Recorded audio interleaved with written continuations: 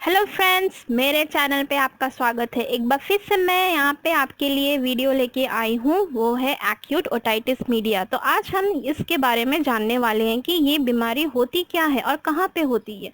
ठीक है, सो acute otitis media के बारे हम देखेंगे और इसका कौन सा इटियोलॉजी है उसके बारे में देखेंगे और इसका कौन कौन सा साइन एंड सिम्टम्स है और इसका डायग्नोस्टिक इवैल्यूएशंस क्या है एंड साथ ही साथ इसका मैनेजमेंट हम कैसे करेंगे उसके बारे देखेंगे और इसमें कौन सी सर्जरी होती है। अगर ये बीमारी ठीक नहीं होती है तो इसमें हम लोग को अंत में सर्जरी करना पड़ता है, तो उस सर्जरी के बारे में भी हम देखेंगे और साथ ही साथ कॉम्प्लिकेशंस के बारे देखेंगे। अगर किसी को एक्यूट ओटाइटिस मीडिया हो गया है, अगर वो मेडिसिन नहीं ले रहा है या सर्जरी कराने नहीं मांग रहा है तो उसको कॉम्प्लिकेशंस होने की चांसेस है, उसको दूसरी और भी बीमारियां हो सकती है। तो ये सारे चीज हम इस वीडियो पे देखेंगे। ये वीडियो को अंत तक देखिएगा और इसमें जो भी बातें बोलने वाले हैं वो हर बात बहुत इंपॉर्टेंट है, तो एक भी स्लाइड अगर आप मिस करोगे तो आपको कुछ भी समझ में नहीं आएगा। ठीक है, तो पूरा वीडियो को अंत तक देखिए। और हाँ फ्रेंड्स, जो मेरे चैनल पे नए हैं, मेरे चैनल को सब्सक्राइब कर ले। नीचे पे सब्सक्राइब का बटन है, उससे आप दबा लीजिए और थंब आइकन है उसको भी आप प्रेस कर सकते हो। वीडियो को अंत तक देखिए। अगर आपको वीडियो पसंद आएगा तो लास्ट में आप थंब आइकन को प्रेस कर सकते हो। चलिए वीडियो को देखते हैं क्या है ये। हम यहाँ पे एक्यूट ओटाइटिस मीडिया के बारे देखेंगे। यहाँ पे बोला गया है जब पैथोजेनिक ऑर्गेनिज्म हमारे कान पे एंटर करती है तो हमारे कान में सूजन सा होने लगता है और साथ ही साथ इन्फेक्शन हमारे मिडिल ईयर पे होने लगता है, तो उसे हम एक्यूट ओटाइटिस मीडिया कहते हैं। और ये ज़्यादातर बच्चों में पाया जाता है। हाँ, जितने भी छोटे बच्चे रहते हैं उनमें ये प्रॉब्लम पाया जाता है। इस स्लाइड पे हम देख रहे हैं 3 पॉइंट्स हैं, तो उसके बारे में हम देखेंगे। पहला पॉइंट पे लिखा हुआ है this is an inflammation of the middle ear and it's frequently a complication of an upper respiratory tract infection. उसका ये मतलब होता है जब हमारे अपर रेस्पिरेटरी ट्रैक इन्फेक्शन में कुछ भी प्रॉब्लम होता है तो उसके कारण से हमारे मिडिल ईयर पे इन्फ्लामेशन होने की चांसेस होती है, मतलब सूजन होने की चांसेस होती है। सेकेंड पॉइंट पे बताया गया है often the organism gains access through the auditory tubes and less frequently through a perforation in a tympanic membrane. इसका ये मतलब होता है जो ऑर्गेनिज्म होता है उसको हमारे कान के अंदर पे ऑडिटरी ट्यूब्स के थ्रू जाने को मिल जाता है। ठीक है, एंड साथ ही साथ अगर कुछ हमारे टिम्पैनिक मेम्ब्रेन में कुछ भी परफोरेशन होता है, परफोरेशन का मतलब कुछ होल, टिम्पैनिक मेम्ब्रेन का मतलब होता है जैसे कान का पर्दा। ठीक है, कान के पर्दे में अगर कुछ होल सा हो गया है तो वहाँ से भी माइक्रो ऑर्गेनिजम्स क्या करते हैं, हमारे कान के अंदर पे चले जाते हैं, जिसके कारण से हमें एक्यूट ओटाइटिस मीडिया होने की चांसेस है। थर्ड पॉइंट पे बताया गया है this order is usually acute but may become chronic. तो इसका ये मतलब होता है ये जो बीमारी है ये कम समय के लिए है, बट अगर हम इसका इलाज नहीं करेंगे तो ये लंबे समय तक के लिए भी बन सकता है, या फिर हम ये भी कह सकते हैं कि ये बीमारी लंबे समय के लिए भी हो सकता है। इस स्लाइड पे हम 3 पॉइंट देखने वाले हैं। यहाँ पे बता रहा है the initial inflammatory response cause congestion and swelling lining of the middle ear and the cavity fill with the exudate. इसका ये मतलब हो रहा है कि कान में इन्फ्लामेशन हो जाता है, और वो इनिशियल इन्फ्लामेशन कैसे हो रहा, किस कारण से हो रहा, कंजेशन के थ्रू हो रहा, साथ ही साथ में स्वेलिंग के थ्रू हो रहा है। ठीक है, swelling lining of the middle year के थ्रू हो जा रहा है एंड जो कैविटी रहती है वो कैविटी आपका एक्सुडेट से भर जाता है।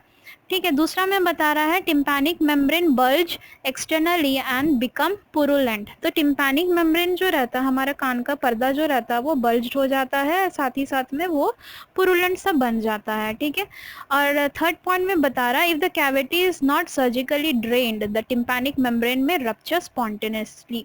अगर हम सर्जिकली अगर हम कैविटी से ड्रेन नहीं करें, वो एक्सुडेट्स को बाहर नहीं निकाले, तो ऑटोमेटिकली क्या होगा, हमारा जो कान का पर्दा है वो फट जाएगा।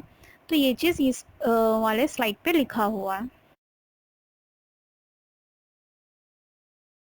यहाँ पे हम इटियोलॉजी के बारे देखेंगे। इटियोलॉजी किस कारण से एक्यूरेटाइटिस मीडिया होता है, जैसे कि पैथोजेनिक ऑर्गेनिजम्स के कारण से एक्यूरेटाइटिस मीडिया होता है। जो माइक्रो ऑर्गेनिजम्स होती है जैसा कि आपका स्ट्रेप्टोकॉकस निमोनिया, स्टेफाइलोकॉकस ऑरियसिस, ये सब के कारण से भी एक्यूरेटाइटिस मीडिया होने की चांसेस है। Fusion of the middle year, nasal polyps, tympanic membrane perforation, जो मैंने आपको ऑलरेडी बताया हुआ, कान के पर्दे में छेद होना, उसके कारण से भी एक्यूरेटाइटिस मीडिया होता है। एंड राइनाइटिस, साइनसाइटिस, ये आपका सर्दी जुकाम जब किसी को होता है तो उन्हें ये एक्यूरेटाइटिस मीडिया होने की चांसेस है। एडिनॉइड्स के कारण से भी एक्यूरेटाइटिस मीडिया होने का चांसेस है। और भी कारण है जिसके कारण से एक्यूरेटाइटिस मीडिया होता है, जैसा कि high deviation of nasal symptoms. अगर नेजल सेप्टम्स का डिविएशन बहुत ज़्यादा हो जाता है उसके कारण से भी एक्यूरेटाइटिस मीडिया होने का चांसेस बढ़ जाता है। Short straight wide Eustachian tube, Eustachian tube हमारे कान के अंदर पे होता है। अगर ये ईशियन ट्यूब हल्का सा भी खुल जाता है तो उससे भी आपका जो इन्फेक्शन है वो कान के अंदर पे चले जाता है, जिसके कारण से एक्यूरेटाइटिस मीडिया होने का चांसेस रहता है। Carelessness in feeding the baby और चाइल्ड, मतलब जब बच्चे को हम ढंग से खिलाते नहीं हैं, उसको फीड ठीक से देते नहीं हैं, तो उसके कान के अंदर पे अगर कुछ भी फीड चला जाता है तो उसके कारण से भी एक्यूरेटाइटिस मीडिया होने का चांसेस होता है। And upper respiratory tract infection, upper respiratory tract infection जो छाती की जो बीमारी होती है उससे भी हमारे कान को असर पड़ता है, तो एक्यूरेटाइटिस मीडिया उससे भी होता है। एंड जिन जिन लोगों को जो बीमारी होती है जैसे कि इन्फ्लुएंजा की बीमारी, मीजल्स की बीमारी, तो ये सब जो बीमारियाँ होती है उसके कारण से भी हमारे कान में अफेक्ट पड़ता है, तो उससे भी एक्यूरेटाइटिस मीडिया होने का चांसेस होता है। अनकॉमन ऑर्गेनिजम्स के थ्रू भी एक्यूरेटाइटिस मीडिया होता है। यहाँ पे हम अभी क्लिनिकल मैनिफेस्टेशन देखने वाले, इसका मतलब होता है साइन एंड सिम्टम, लक्षण एंड कारण अभी हम देखेंगे। तो यहाँ पे किसी को भी एक्यूरेटाइटिस मीडिया होता है तो उसे पेन होती है, कान में दर्द होता है, उसे फीवर आती है और पुरलेंट ड्रेनेज होता है, कान से कुछ निकलने लगता है पानी की तरह, इरिटेबिलिटी होती है, हेडेक होता है और कान में सुनाई नहीं देता है, और एनोरेक्सिया होता है, वॉमिटिंग होने की चांसेस होती है। फिर अपर रेस्पिरेटरी इन्फेक्शन आ जाता है, एलर्जी होता है, हेड इंजरी। तो ये सारे चीज़ आपका कारण एंड लक्षण है जिसके कारण से एक्यूरेटाइटिस मीडिया होता है। यहाँ पे हम अभी डायग्नोस्टिक इवैल्यूएशन के बारे देखेंगे। यहाँ पे बताया गया है टिम्पैनोमेट्री करना पड़ता है ताकि ये जान पाए कि एक्यूरेटाइटिस मीडिया क्यों हो रहा है। ऑटोस्कोपिक एग्जामिनेशन भी किया जाता है, उससे भी पता चलता है कि एक्यूरेटाइटिस मीडिया क्यों हो रहा है। एंड कल्चर ऑफ ड्रेनेज, जो मैंने बताया था कि जो ड्रेनेज होती है कान पे, जो पानी की तरह निकलने लगता है, उसका कल्चर लेकर के लैब में भेजा जाता है। उससे पता चलता है कि कान पे कौन सा ऑर्गेनिज्म है जो एक्यूरेटाइटिस मीडिया को फैला रहा है कान के अंदर पे। तो ये सारा चीज़ है, तो कल्चर के थ्रू पता चल जाता है क्या है, उसके बाद में फिर ट्रीटमेंट वगैरह स्टार्ट कर दिया जाता है। मैनेजमेंट देखेंगे। यहाँ पे ये बताया गया है कि एग्जामिनेशन होने के बाद पे हमें स्वैब टेस्ट को लैब पे भेजना है और सेंसिटिविटी ड्रेनेज इज़ देयर, ठीक है, ड्रेनेज करना है अगर सेंसिटिविटी है। एंटीबायोटिक की ट्रीटमेंट देनी है, पेनिसिलिन देना है ताकि उससे कान की जो बीमारी है एक्यूरेटाइटिस मीडिया है वो ठीक हो पाए। एंड आपका एडमिनिस्ट्रेशन ऑफ नेजल डिकंजेशन ड्रॉप देना है, एपिनेफ्रिन 0.5% की एपिनेफ्रिन देनी होती है, एंटीहिस्टामिक भी देना होता है, एंटीपायरेटिक भी देना पड़ता है, और ईयर ड्रम में भी ओपन सर्जिकली फॉर ड्रेनेज। तो कान का पर्दा को भी सर्जिकली ओपन किया जाता है ताकि उसके अंदर में जो भी भरा हुआ है उसे बाहर निकाले और उसका ट्रीटमेंट किया जाए। हम यहाँ पे सर्जरी के बारे देखेंगे। सर्जरी का नाम है मायरेंजियोटॉमी। तो ये किया जाता है आपका कान का प्रॉब्लम को ठीक करने के लिए, एक्यूरेटाइटिस मीडिया को ठीक करने के लिए मायरेंजियोटॉमी किया जाता है। तो यहाँ पे देखिए क्या बता रहा है, an incision is made into the posterior inferior aspect of the tympanic membrane for drainage for the purpose to relieve pressure and drain pus from the middle ear infection. So यहाँ पे जो टिम्पैनिक मेम्ब्रेन होती है, जो कान का पर्दा होता है, उसमें हमको हल्का सा चीरा लगाना पड़ता है। उसके बाद में जैसा चीरा लगाया जाता है तो वहाँ से जो भी पस रहता है कान के अंदर में, ठीक है, वो बाहर की तरफ निकल के आ जाता है, और जो भी प्रेशर अंदर पे बना रहता है वो भी बाहर की तरफ निकल के आ जाता है।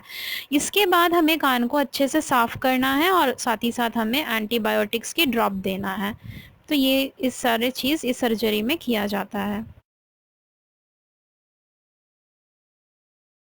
नर्सिंग केयर, किस टाइप का नर्सिंग केयर हमें देना चाहिए एक्यूट ओटाइटिस मीडिया के लोगों को? तो पहला चीज़ है आपका बेड रेस्ट बहुत ज़रूरी है, एडिक्वेट फ्लूइड एंड न्यूट्रिशन, ये तो बहुत ही ज़रूरी है। अच्छा पानी पीना है उन्हें, अच्छा खाना खाना है, ठीक है। एंड फिर लोकल वार्म कंप्रेशन भी देना है, क्योंकि उन्हें कान पे दर्द होगा तो हल्का सा वार्म कंप्रेशन उन्हें देना पड़ता है। और फिर हमें पेशेंट को ये सिखाना है कि ईशियन ट्यूब को कैसे खोलना है। तो वो ज़्यादा से ज़्यादा जब हम कोई च्युइंगम को चबाते हैं तब हमारी ईशियन ट्यूब खुलती है। जब हम यॉन करते हैं उस टाइम में ईशियन ट्यूब खुलती है, ठीक है। तो ये सारे चीज़ करने से आपकी ईशियन ट्यूब ओपन होती है। तो ये हमें पेशेंट को बताना है इस चीज़ के बारे पे। अभी हम यहाँ पे कॉम्प्लिकेशन के बारे में देखेंगे। जैसा कि मैंने पहले ही इंट्रो में बता दी थी कि जो भी पेशेंट होते हैं एक्यूट ओटाइटिस मीडिया के, अगर वो लोग अपना इलाज नहीं कराएंगे तो उनको बहुत सारा कॉम्प्लिकेशंस फेस करना पड़ेगा। जैसा कि क्रॉनिक ओटाइटिस मीडिया उनको हो जाएगा, मास्टराइटिस हो जाएगा, कंडक्टिव हियरिंग लॉस होने की चांसेस रहेगी, मतलब कान में कम सुनाई देने लगेगा, मेनिंजाइटिस हो जाएगा, ब्रेन में एब्सेस हो जाएंगी, और साथ ही साथ में फेशियल नर्व पैरालिसिस भी होने का चांसेस रहेगा। तो ये सारे कॉम्प्लिकेशंस एक्यूट ओटाइटिस मीडिया के हैं।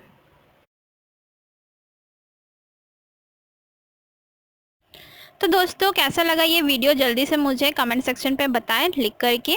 और किसी को कभी एक्यूट ओटाइटिस मीडिया हुआ है, किसी को कान पे दर्द हुआ, तो वो लोग क्या क्या किए हैं उसके लिए वो मुझे कमेंट सेक्शन पे लिख करके बताएं।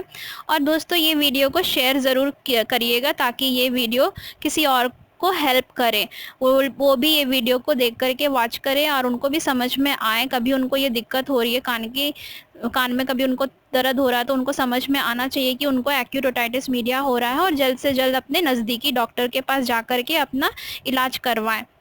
दोस्तों जो लोग मेरे चैनल पे नए हो, जल्दी से जल्दी मुझे सब्सक्राइब कर लो ताकि मेरे चैनल में आपको नए नए एजुकेशनल वीडियोस मिलेगा मेडिकल का, वो आप देख पाओगे। अगर आप लोग मुझे फॉलो करना चाहते हो तो मैं डिस्क्रिप्शन बॉक्स पे अपना इंस्टाग्राम अकाउंट और फेसबुक अकाउंट डाल दी हूँ, आप लोग वहाँ से मुझे फॉलो कर सकते हो। आपका कुछ भी डाउट रहेगा मुझसे क्लैरिफाई कर सकते हो, उसे मैं क्लियर कर दूँगी।